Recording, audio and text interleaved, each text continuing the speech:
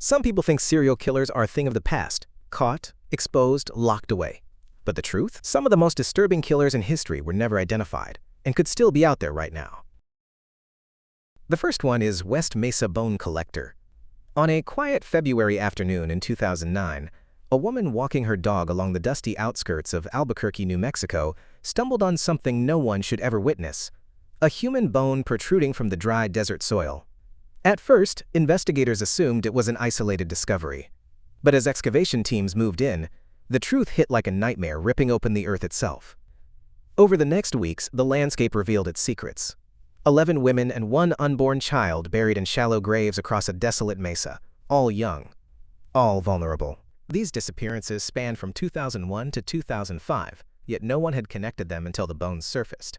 A killer had been hunting in the shadows for years, organized enough to hide bodies in the same remote region, confident enough to keep going, and cruel enough to target those he knew wouldn't be missed quickly. 2 men were once considered potential suspects, but nothing ever stuck. No arrests, no convictions, no closure. And today, the West Mesa Bone Collector remains a ghost in the desert, a phantom who buried his victims in a silent graveyard and vanished into thin air. Whether he's dead, imprisoned for another crime, or still watching from somewhere out there, nobody knows.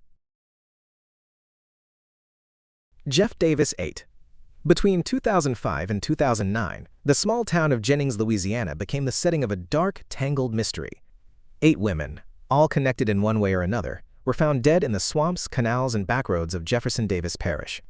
Their stories overlap in eerie ways: shared acquaintances, drug struggles, poverty, and exploitation. But the truly disturbing part isn't just the deaths themselves, it's the investigation. Or rather, the lack of one. Reports of mishandled evidence, missing files, and contradictions from local law enforcement have fueled theories that someone on the inside might have known more than they ever admitted. Some locals believe the women were silenced because they witnessed or knew too much about drug rings, corruption, and criminal activity within the parish. Others point to the possibility of a serial predator who understood exactly how to operate in a town where trust in the system was already broken. To this day, no single killer has ever been confirmed. No justice, no official answers. Just 8 lives cut short, and a community still divided between fear of a killer and fear of the truth. I-70 Killer. In the spring of 1992, a quiet terror drifted along Interstate 70, a long, flat ribbon of highway slicing through America's Midwest. It began with small specialty stores, floral shops, boot stores, gift shops, businesses where one employee was often left alone. He would walk in calmly, often described as polite, almost forgettable at first glance. But once the door closed, everything changed. In a matter of seconds, he would shoot the clerk, usually a young woman working by herself, with chilling precision. No robbery, no struggle, no hesitation. The murders stretched across several states: Indiana, Missouri, Kansas, possibly extending to Texas. Each scene left behind the same unsettling pattern: quick execution-style shootings, a single weapon, and a killer who moved like a ghost along the interstate. Investigators say the shooter may have been in his 20s or 30s back then. If he's still alive today, he could be in his 60s, blending in with the world, living an ordinary life. Nobody ever saw him again. And the highway, once bustling with travelers, still carries the weight of the unsolved murders that haunt its path. Long Island Serial Killer, Lisk. On the isolated edges of Long Island, where the coastline stretches into cold, empty marshland, a series of grisly discoveries rewrote the island's sense of safety forever. Beginning in 2010, though many believe the killings started far earlier, police found human remains scattered along Gilgo Beach and Oak Beach. Some wrapped in burlap, some dismembered, some long lost to time. Most victims were women working as escorts advertising online. Their disappearances went unnoticed by most of society. But the killer knew exactly who to target. Someone organized, someone familiar with the area, someone who understood how long it would take before anyone went looking. By the time search teams completed their sweep, the body count had risen to at least 10, possibly more. Some remains belonged to women reported missing years earlier. Others could not be identified at all. The Eastbound Strangler, Atlantic City, 2006. November 20th, 2006. Behind a rundown motel on the outskirts of Atlantic City, New Jersey, investigators stumbled on something grim. 4 women's bodies, laid face down, arranged in a line, spaced nearly 60 feet apart. Their shoes and socks were gone. Their lives, apparently taken by the same hand, No robbery, no struggle, just silence and death. All four were believed to be sex workers, all vulnerable, all people society tends to ignore. Their deaths sparked terror, suspense, and dozens of leads. A repairman living at the motel was briefly questioned. His girlfriend accused him, but no DNA or evidence ever tied him directly to the murders.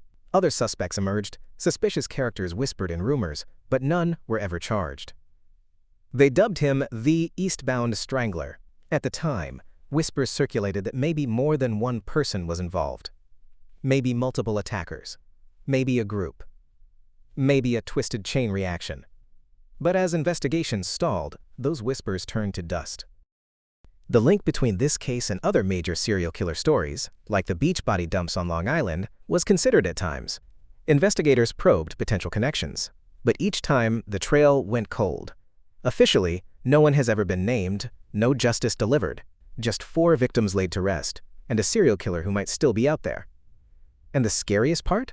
For all we know, they could still be watching, lurking, waiting for someone no one cares about. The New Bedford Highway Killer. Picture this. Late 1980s, New Bedford, a busy coastal town in Massachusetts, with ports, docks, and transient populations. But beneath the salt air and working boats, a predator was quietly feeding on society's most vulnerable. Between March 1988 and April 1989, at least 11 women, many struggling with addiction or doing sex work, vanished from the streets of New Bedford. 9 of them were found dead. 2 simply disappeared, their fate unknown. Bodies turned up along highways, off-ramps, remote roads and dumps. Never together, always alone, always forgotten. They called him the New Bedford Highway Killer, a name whispered in desperation by families hoping for justice. Investigators looked at several suspects. A former lawyer was briefly charged, but charges were dropped. Another man with prior attacks on sex workers was considered a strong suspect until he died under mysterious circumstances in the early 90s. But for decades, nothing stuck. No DNA match, no confession, no closure, no name attached to the horror that claimed those women's lives. And as years pass, memories fade, but fear creeps in. Some believe the killer might still be alive, fading into anonymity. Maybe he drives past your house. Maybe he rides the same bus as you. The route he once used, highways and back roads, still echoes with ghost stories. The question remains: will justice ever catch up with the man who turned roads into killing grounds?